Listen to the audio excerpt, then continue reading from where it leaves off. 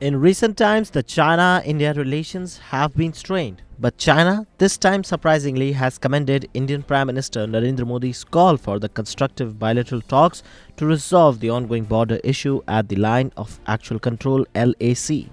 The Chinese government's mouthpiece, state media, has termed Modi's recent statement as thought-provoking while describing it as a gesture of goodwill. Responding to PM Modi's interview with an Indian magazine, China acknowledged the importance of a sound and stable ties between Beijing and New Delhi, agreeing that the prolonged situation at the borders must be addressed urgently.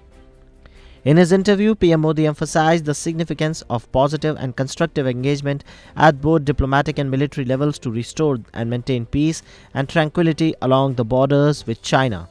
After this, the Chinese spokesperson Mao Ning acknowledged Modi's remarks, stating that the sound and stable India-China relations serve the interest of both countries and contributes to regional and global peace and even the development. However, Mao again reiterated that China's stance is that boundary question does not represent the entirety of China-India relation and should be managed appropriately with bilateral relationship.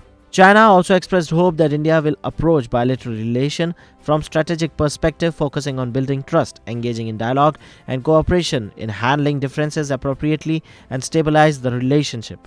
The interview came amid China's renaming attempt of India's Arunachal Pradesh as Jiangnan. Recently, China renamed 30 districts of Arunachal Pradesh into Chinese names, which drew widespread condemnation.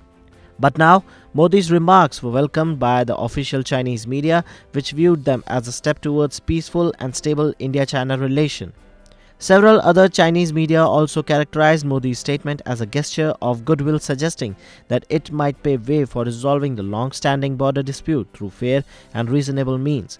But the main question, despite all this, is that will China back off from its original stance?